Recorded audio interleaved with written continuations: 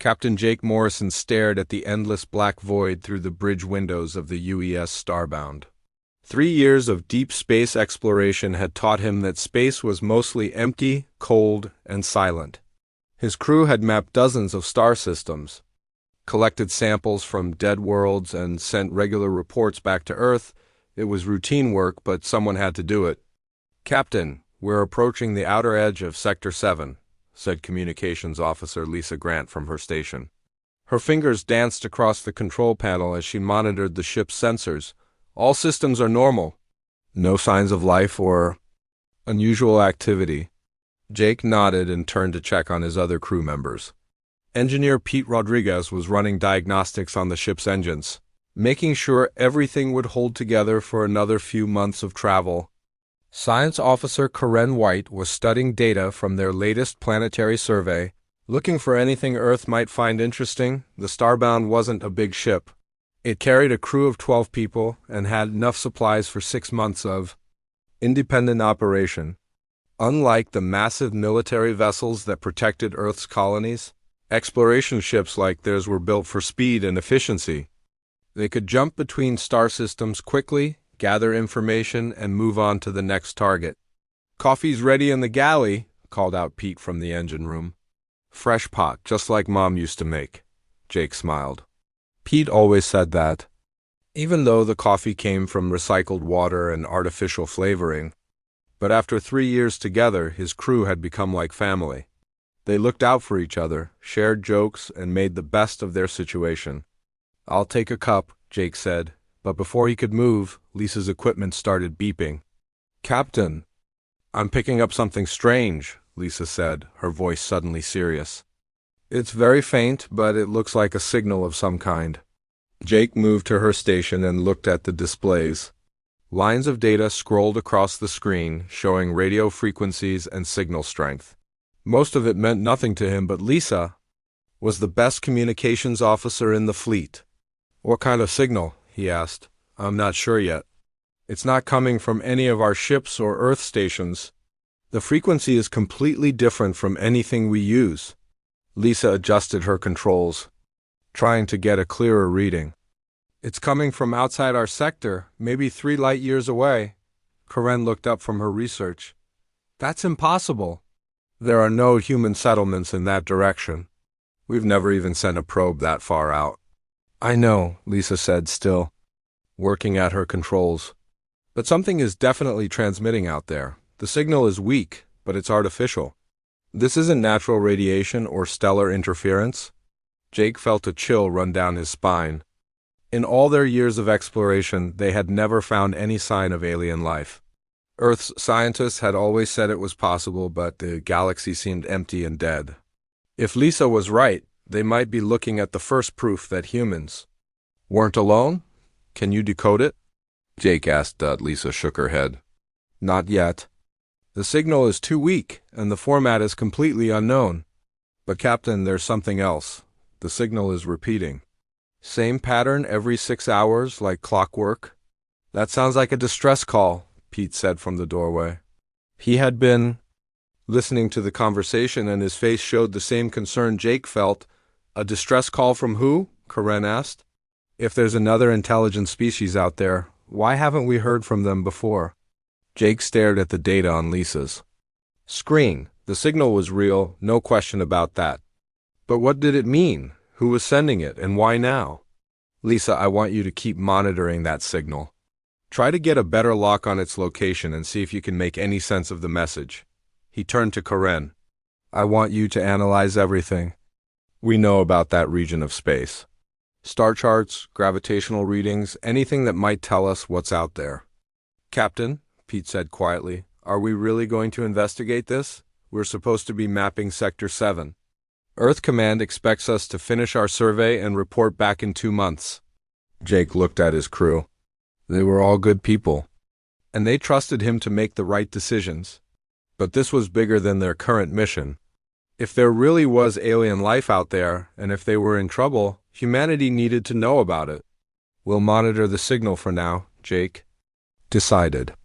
"If we can determine the exact location and get more information about what we're dealing with, then we'll decide what to do next."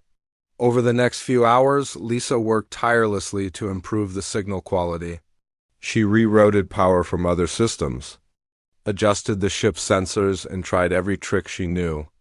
Slowly, the signal became clearer. "I've got coordinates," she announced. "The signal is coming from a star system about 3 light years away. It's not on any of our charts, but it appears to be a mature system with several planets." "Any signs of what might be causing the signal?" Jake asked. The transmission is definitely artificial, but the technology is unlike anything we've seen.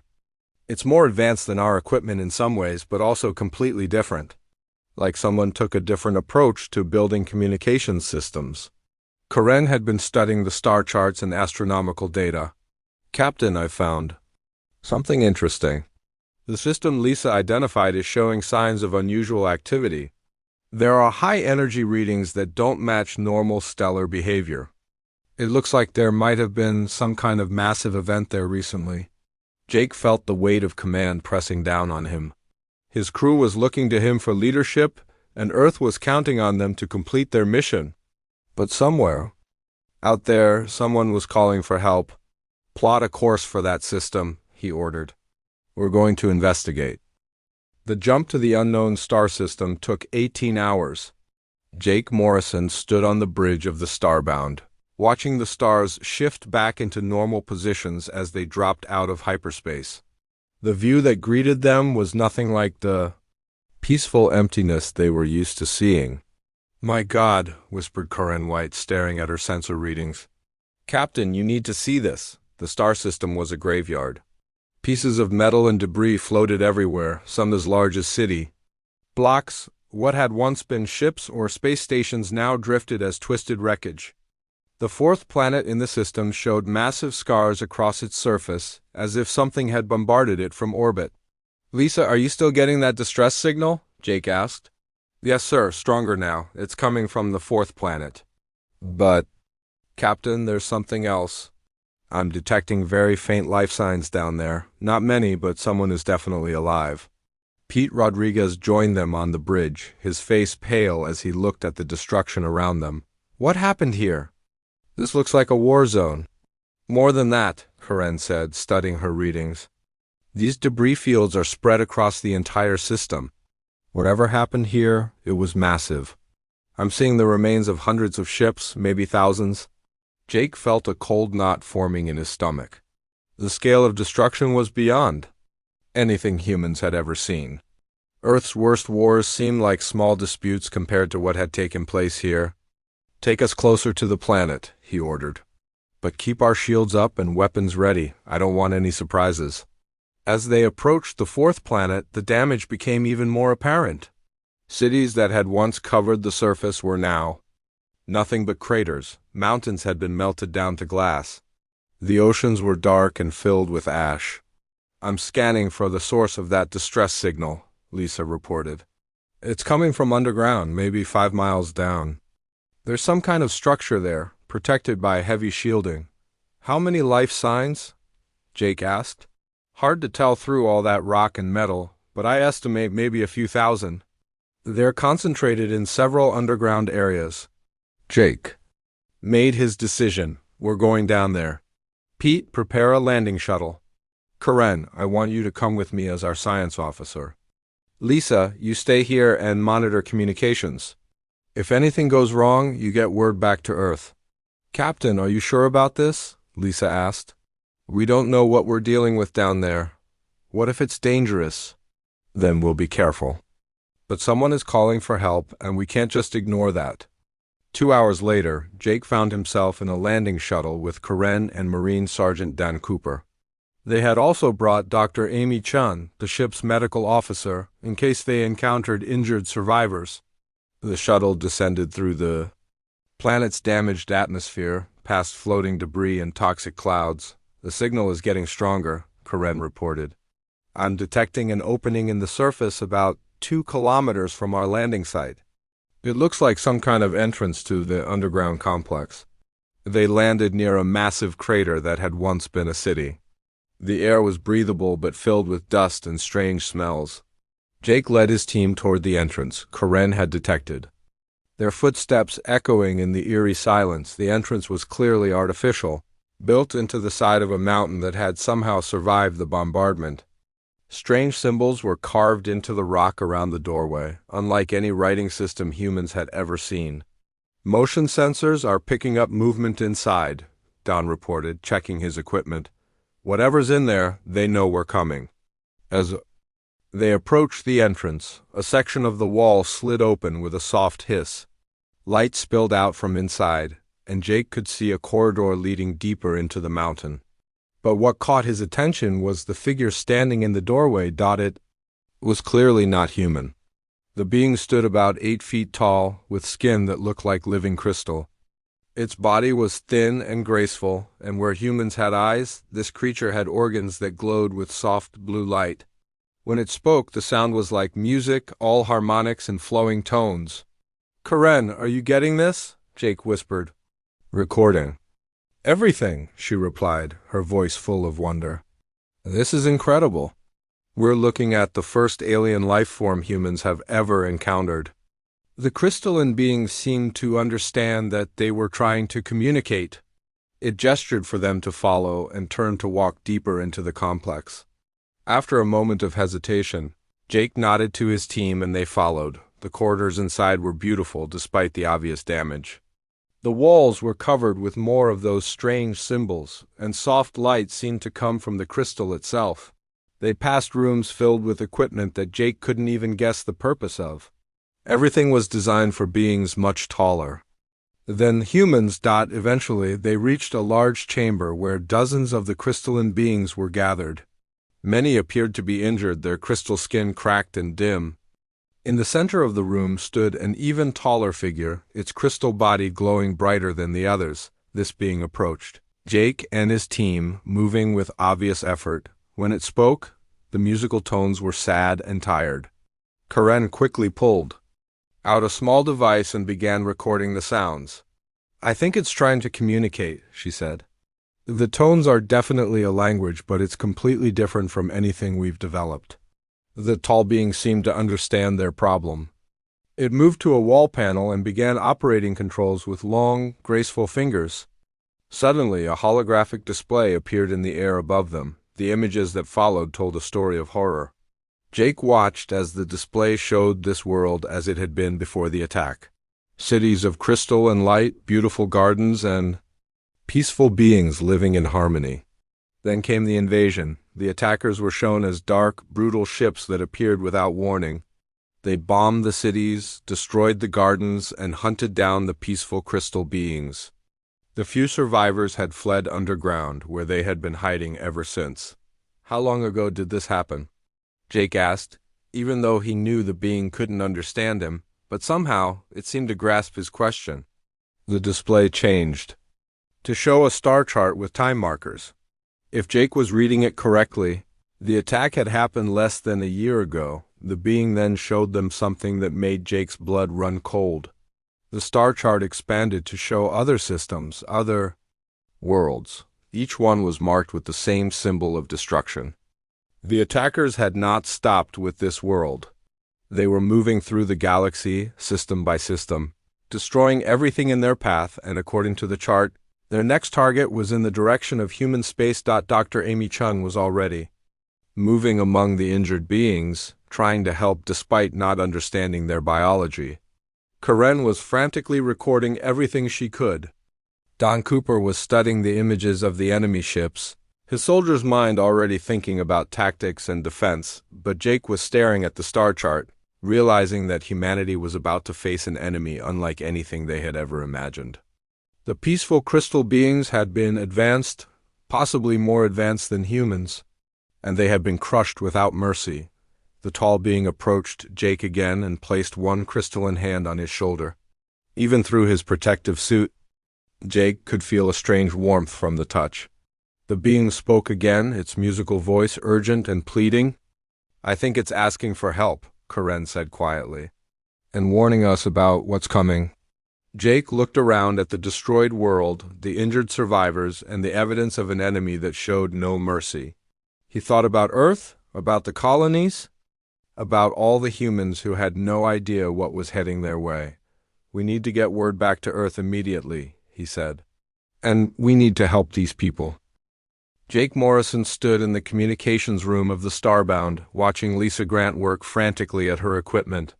They had been back on the ship for 6 hours, and she was still trying to establish a clear connection to Earth. The message they needed to send was too important to risk any interference or delay. How much longer? Jake asked, trying to keep the worry out of his voice. Almost ready, Captain. I'm routing the signal through 3 different relay stations to make sure it gets through. This message needs to reach Earth Command within the next few hours? Jake nodded and looked at the datapad in his hands. He had spent the last 4 hours writing and rewriting the report, trying to find the right words to explain what they had discovered. How do you tell people that alien life exists, that an entire civilization had been destroyed, and that humanity was next on the target list? Connection established, Lisa announced. You're clear to transmit. Jake took a deep breath and began. Recording. This is Captain Jake Morrison of the UES Starbound, reporting from coordinates 7-7-Alpha-9-9. I am transmitting an emergency alert to Earth. Command under Protocol 7. We have encountered alien life and confirmed evidence of a hostile force moving toward human space. He paused, knowing that those words would change everything. On Earth, alarms would start ringing, meetings would be called. The entire human military would shift into high alert. The alien species we encountered calls themselves the Zephyrians. They are peaceful, advanced beings who were attacked and nearly exterminated by an unknown enemy force. Based on the evidence we have gathered, this enemy is systematically destroying civilizations across the galaxy. Jake looked at his notes and continued. The enemy appears to use massive warships and overwhelming firepower to crush any resistance. They show no mercy and leave no survivors above ground. Based on star charts provided by the Zephyrians, their next target appears to be human space. The recording continued for another 10 minutes as Jake detailed everything they had learned. The enemy's tactics, their technology, and most importantly, their apparent timeline. According to the Zephyrian charts, the enemy fleet would reach the outer human colonies within 6 months. Message transmitted and confirmed received, Lisa reported. Earth Command has acknowledged receipt and is requesting immediate return to Earth for full briefing. Tell them we'll be there in 4 days, Jake said. But first, we need to do something about the survivors down there. Dr. Amy Chin had been working with the injured Zephyrians for the past 6 hours, learning their biology and trying to help heal their wounds. She had made remarkable progress, aided by the Zephyrians' own medical knowledge and some universal principles of healing. The tall one, the leader, his name is Elder Vex High, Amy reported to Jake. I've been able to establish basic communication using mathematical concepts and simple drawings. He's incredibly intelligent and seems to understand our situation. What about the others? Jake asked. There are about 3,000 survivors total, spread across 5 different underground shelters. Most are injured but stable. They've been living on stored food and recycled water since the attack. They won't last much longer without help. Jake made his decision. We're taking them with us, all of them. Pete Rodriguez looked up from his engineering console. Captain, the Starbound can't carry 3,000 passengers. We barely have life support for our own crew on long journeys. Then we'll make it work. We'll convert the cargo bays, reduce life support in unused sections, and share our food supplies. We're not leaving them here to die. Karen White had been studying the Zephyrian technology with Elder Vex High. Despite the language barrier, they had managed to exchange information about their respective civilizations. The results were both encouraging and terrifying. Captain, you need to see this, Karen said, calling Jake over to her station. The Zephyrians have been fighting this enemy for over 50 years. They call them the Dominion.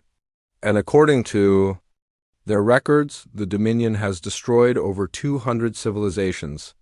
Jake studied the data on Karen's screen. The Dominion's expansion pattern was clear and methodical. They moved from system to system, conquered everything in their path, and left nothing but dead worlds behind them. What about their military? Capability?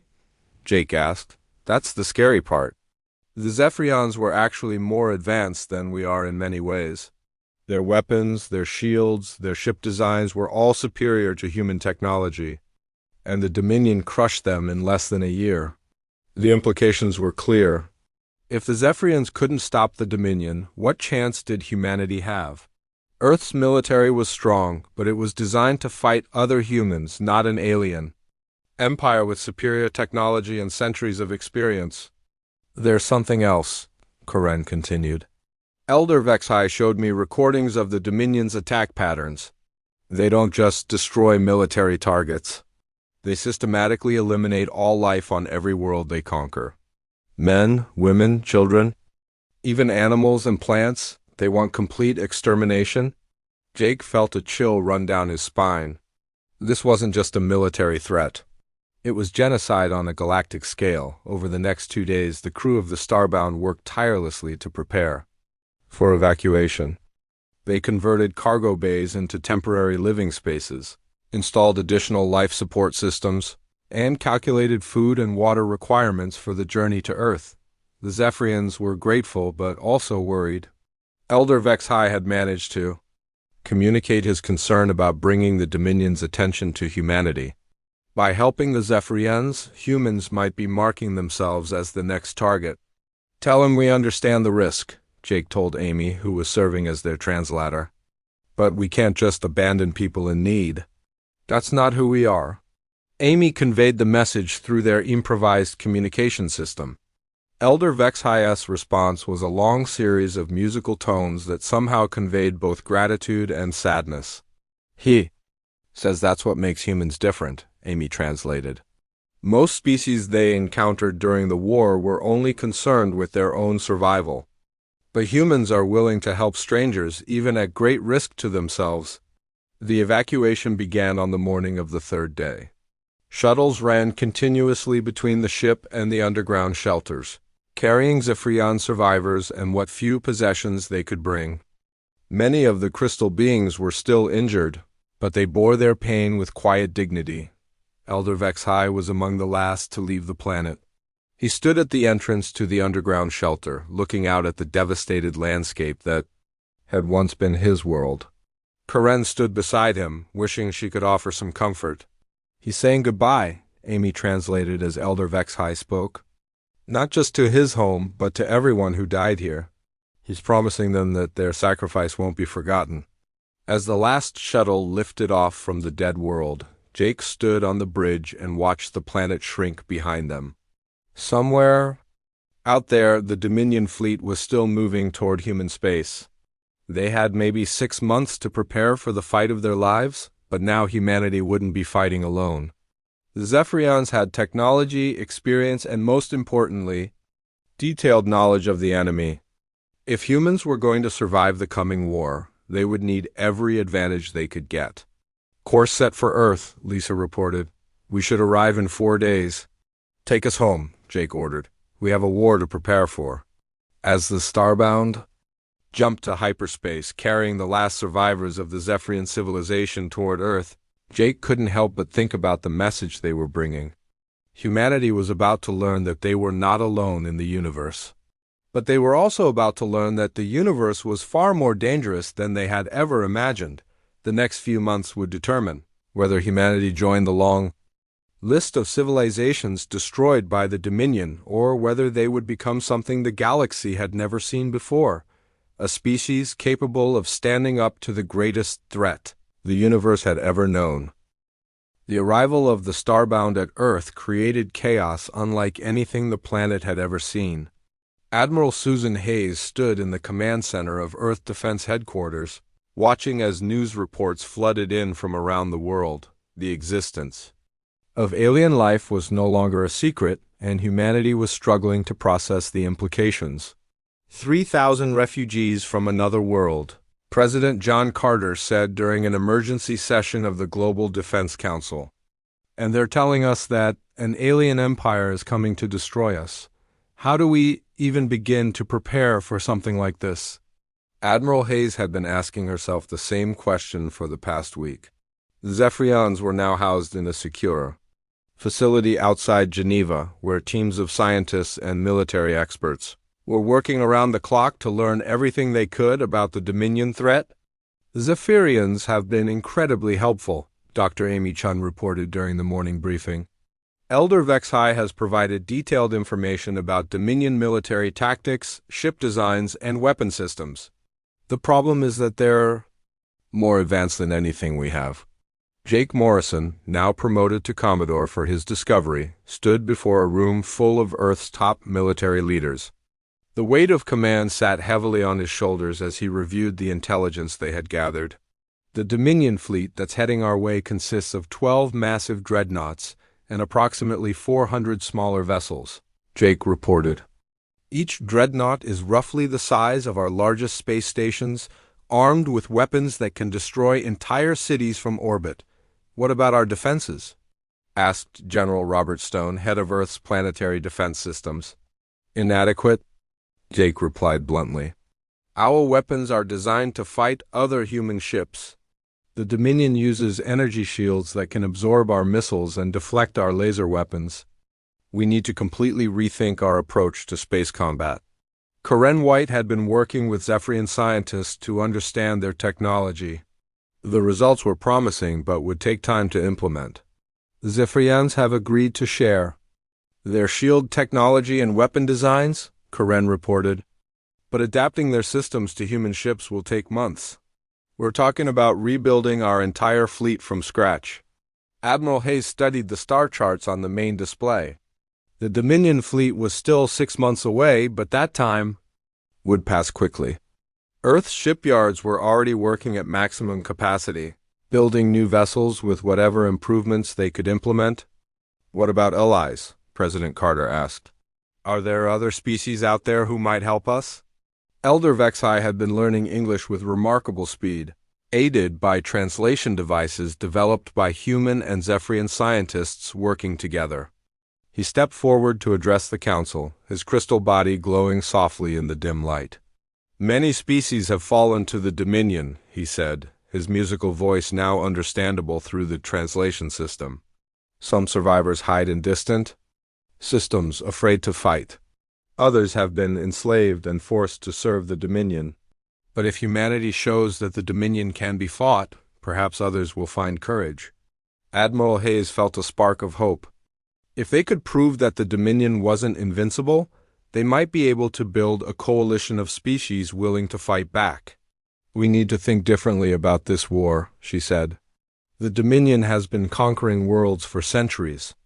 Using the same tactics, they rely on overwhelming force and superior technology. But they've never faced an enemy like humanity. What do you mean? Asked General Stone. Humans are unpredictable. We adapt quickly, we think creatively, and we never give up. The Dominion has fought advanced civilizations before, but they've always been peaceful species who fought defensive wars. We need to take the fight to them. Jake nodded, understanding where the Admiral was going. Hit and run tactics. Guerrilla warfare. Make them fight on our terms instead of theirs. Exactly. The Zephyrians tried to meet the Dominion in conventional battle and were crushed. We need to use our strengths, adaptability, creativity, and the willingness to take risks. Over the following weeks, Earth's military underwent the most rapid transformation in human history. Shipyards worked around the clock to build new vessels incorporating Zephyrian technology.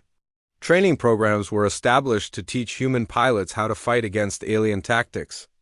Most importantly, Earth's best strategic minds worked together to develop new approaches to space combat. The Zephyrians proved to be valuable allies in this effort. Their knowledge of Dominion tactics and technology gave human planners the information they needed to design effective countermeasures. But more than that, their presence served as a constant reminder of what was at stake. The Dominion doesn't just conquer worlds, Elder Vexhai explained during one planning session. They erase them completely. Every trace of the civilization that once existed is destroyed. They want to ensure that no one remembers what came before. This knowledge drove human efforts to new heights. Factories that had once produced consumer goods were converted to military production. Civilian ships were refitted as support vessels. Even children in schools were taught basic emergency procedures in case the Dominion fleet reached Earth. But the real breakthrough came when human and Zephyrian scientists working together developed something neither species had possessed alone: hybrid technology that combined human engineering with Zephyrian energy systems.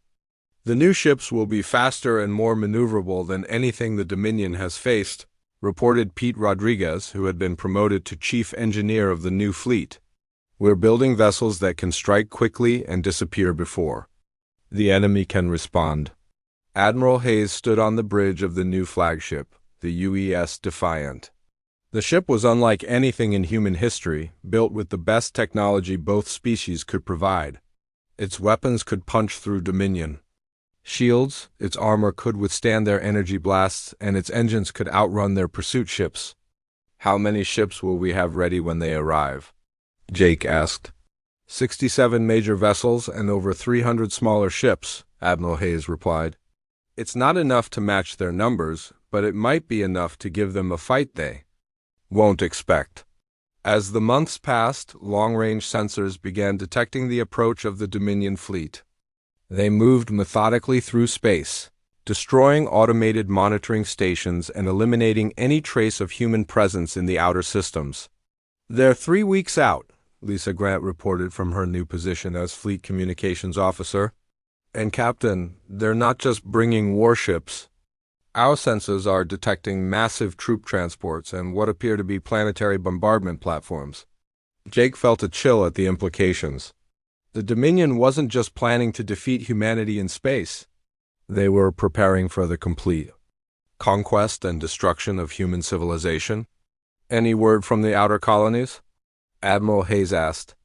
"Most have been evacuated to Earth or the inner systems. A few refuse to leave and are preparing to fight. But Captain, there's something else. We're receiving signals from other species. Word of our preparations has spread, and some are asking if they can join the fight." This was the moment Admiral Hayes had been hoping for. If humanity could prove that the Dominion could be fought, other species might find the courage to stand up to their oppressors. "Tell them they're welcome," she ordered. "Any species willing to fight the Dominion is an ally of humanity." As the Dominion fleet approached the outer edge of human space, Jake stood on the bridge of his new command ship, the UES Mongoose. Around him, the combined human Zephyrian fleet prepared for the most important battle in the history of both species. "All ships report ready for combat," Lisa announced. "The Dominion fleet will be in range in 6 hours." Jake looked at the tactical display showing the approaching enemy. 12 massive dreadnoughts, each capable of destroying a planet. 400 smaller vessels, each more powerful than Earth's largest warships. Against them, humanity was fielding everything they had. "Signal all ships," Jake ordered. "Today we find out whether the Dominion can be stopped. Today we find out whether freedom is stronger than tyranny. The battle that would determine the fate of humanity and countless other species was about to begin." The battle began when the Dominion fleet dropped out of hyperspace at the edge of the solar system. War Commander Thraxel stood on the bridge of his flagship, the massive dreadnought Void Crusher, and surveyed the pathetic resistance that awaited him. He had conquered over 40 worlds during his career, and this looked like it would be another easy victory.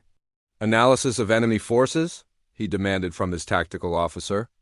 "Approximately 70 primitive vessels, Commander. Their technology appears to be several centuries behind our own. We also detect ships of Zephyrian design, but their numbers are insignificant." Thraxel smiled, showing rows of sharp teeth. The Zephyrians had been a minor inconvenience, easily crushed when they tried to stand against the Dominion. These humans would fare no better. "Begin standard bombardment formation," he ordered. "Target their largest vessels first, then sweep the system clean. I want this over quickly." But Admiral Susan Hayes had no intention of fighting a standard battle. Hidden throughout the asteroid belt, human and Zephyrian ships waited in ambush. The Dominion had never faced an enemy that refused to meet them in open combat. "All units, this is Admiral Hayes," she transmitted on a secure channel. Execute Plan Mongoose in 30 seconds.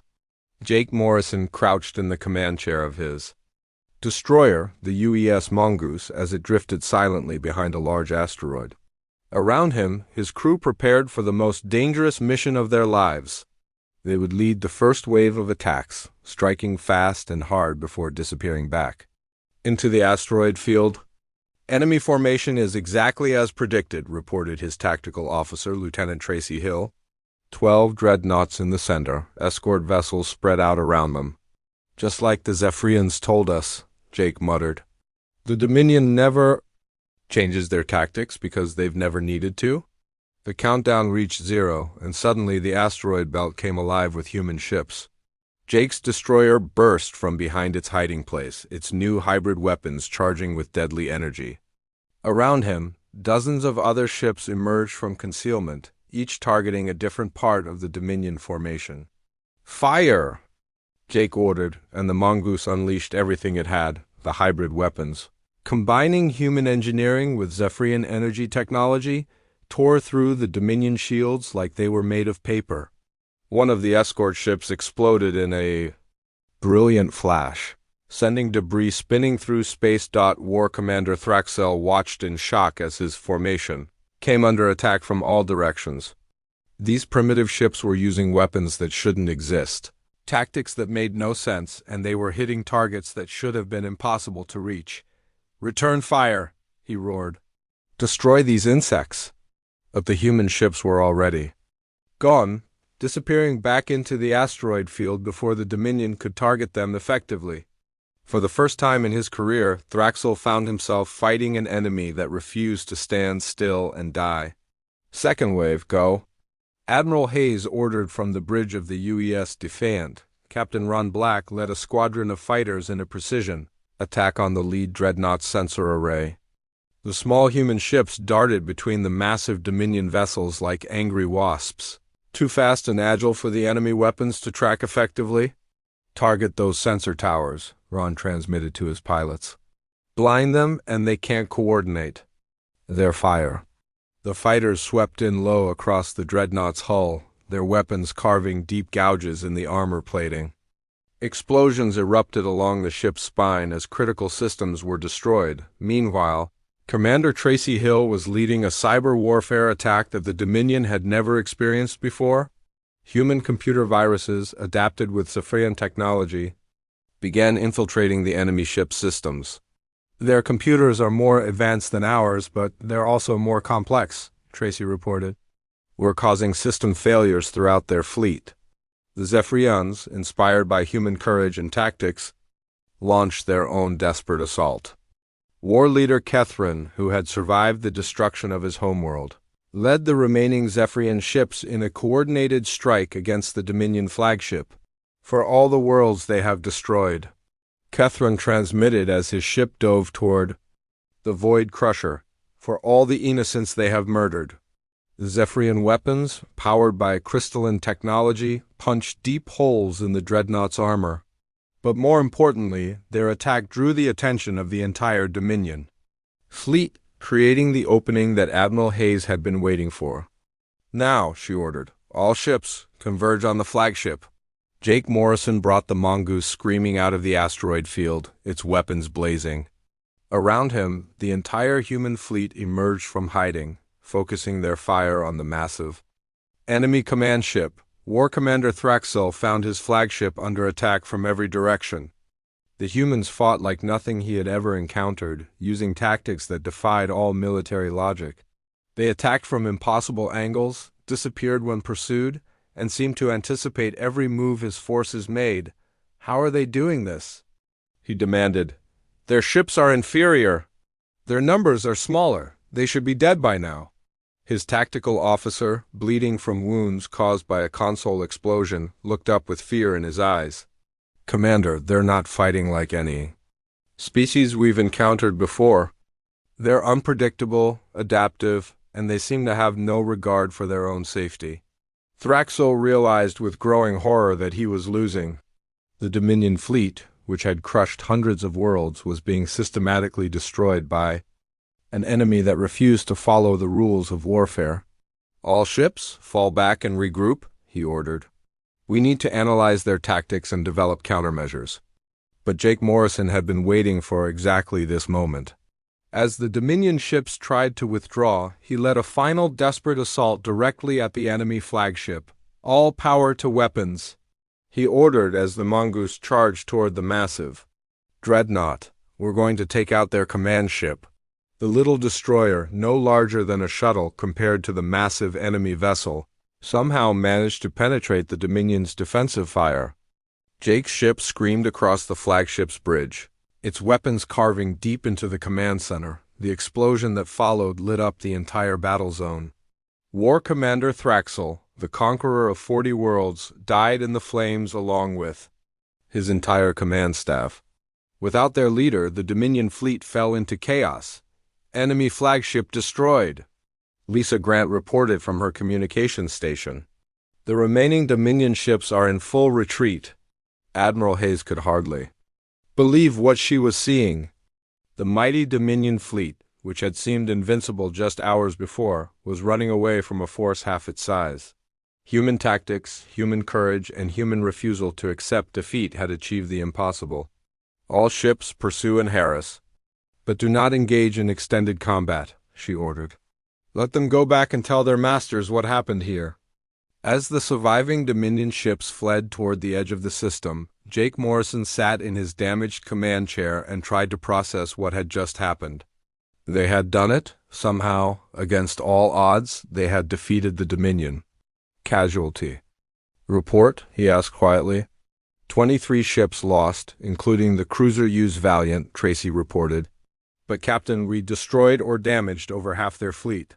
The Dominion has never suffered losses like this. Jake looked at the tactical display, which now showed Dominion ships scattered across the system, many of them heavily damaged or destroyed. But more importantly, he knew that word of this victory would spread throughout the galaxy. Signal Admiral Hayes, he ordered. Tell her the system is secure. Elder Vex High, who had insisted on joining the battle despite his age, stood on the bridge of a Zephyrian ship and watched the Dominion fleet retreat. For the first time in 50 years, his people had seen their enemies defeated. The humans have done something we thought was impossible, he transmitted to the other Zephyrian ships. They have shown that the Dominion can be beaten. As news of the victory spread throughout human space and beyond, something remarkable began to happen. Species that had been hiding in distant systems started sending messages of support. Resistance. Groups that had been fighting hopeless battles against Dominion occupation suddenly found new courage. The humans had done more than just win a battle. They had sparked a galactic rebellion that would change the course of history forever. 6 months after the Battle of Seoul, Admiral Susan Hayes stood on the bridge of the massive new flagship USS Liberator, watching as the combined fleets of 40 different species prepared for the final assault on the Dominion capital world. What had started as a desperate defense of Earth had grown into the largest alliance in galactic history. The war had spread across the galaxy like wildfire. Species that had been enslaved for centuries rose up against their oppressors. Resistance. Movements that had been hiding in remote systems suddenly found themselves armed with human weapons and trained in human tactics. The Dominion Empire, which had ruled through fear for over 1,000 years, was crumbling from within. Final fleet count, Admiral, reported Captain Lisa Grant, who now served as Hayes's chief of staff. 3,200 ships from 47 different species, all converging on the Dominion home system. Jake Morrison, now promoted to Fleet Admiral, commanded the assault forces from his flagship. The boy who had once been an exploration captain was now leading the liberation of an entire galaxy. His ship carried representatives from dozens of worlds, all united in their fight for freedom. Intelligence reports from our scouts? Jake asked his tactical officer. The Dominion has pulled back their remaining forces to defend their capital. Approximately 800 ships, including their most advanced dreadnoughts. But Admiral, our sources inside the Empire report widespread rebellion on occupied worlds. The transformation had been remarkable to witness. Human concepts of freedom, Democracy and cooperation had spread throughout the galaxy faster than anyone had expected.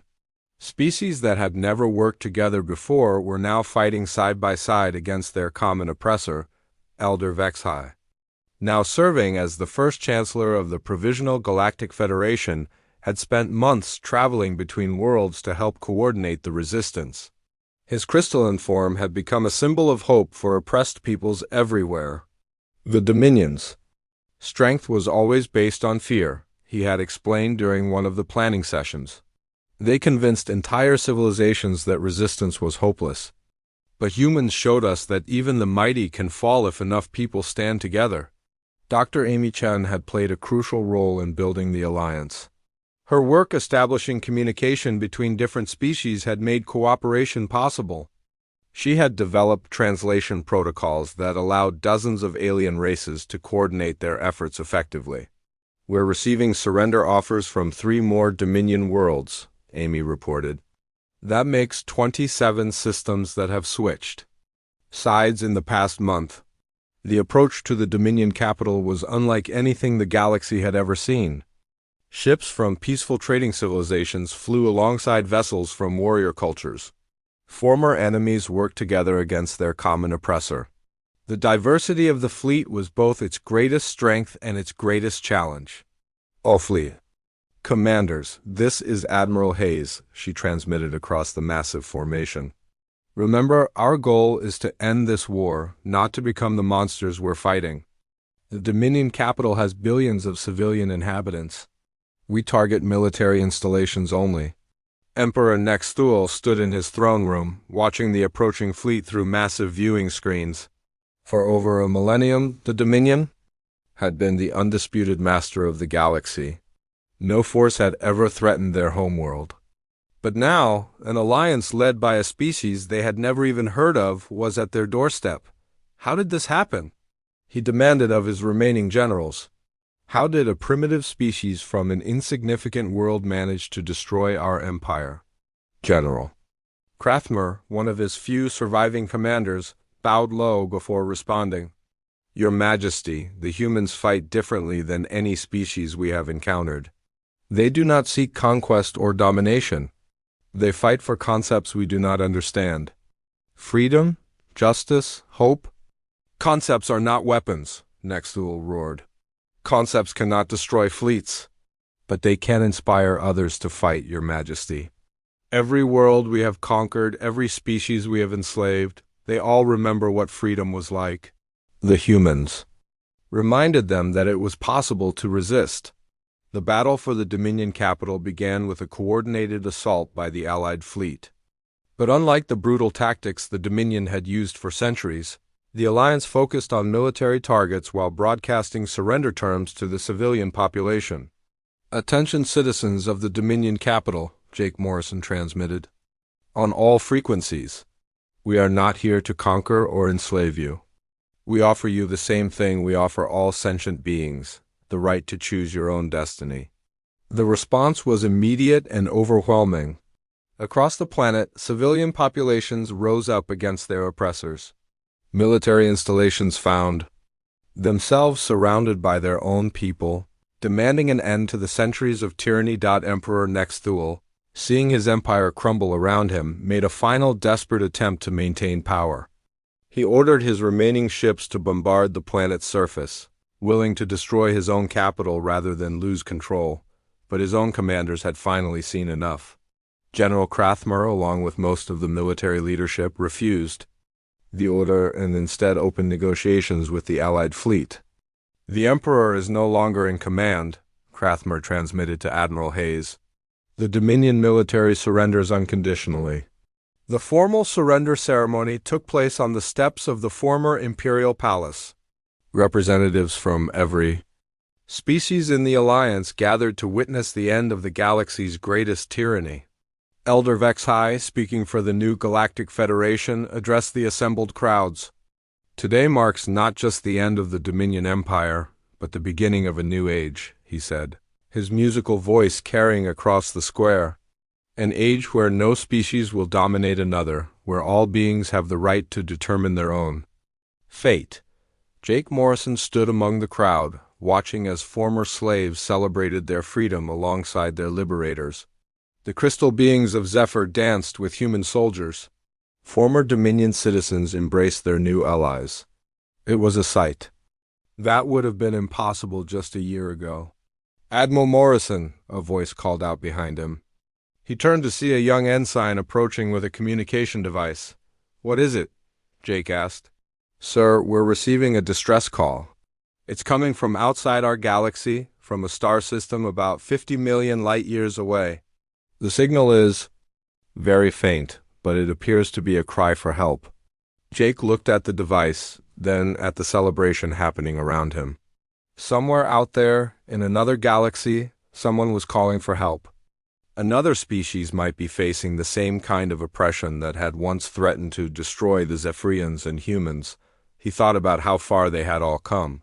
A simple exploration mission had led to first contact, then to war, and finally, to the liberation of an entire galaxy.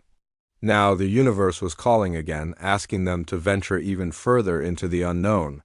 "Keep monitoring that signal," Jake ordered, "and start preparing long-range exploration vessels." Admiral Hayes joined him, having overheard the conversation. "Another distress call?" she asked with a slight smile. "It seems so," Jake replied. "Are you thinking what I'm thinking? That humans have a responsibility to answer when someone calls. For help? That our job isn't finished as long as there's still suffering in the universe?" Jake nodded. "The Galactic Federation is strong enough to maintain peace here.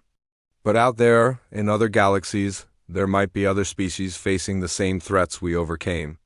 Elder Vexhai approached them, his crystal form glowing with approval. "That is what makes humans special," he said.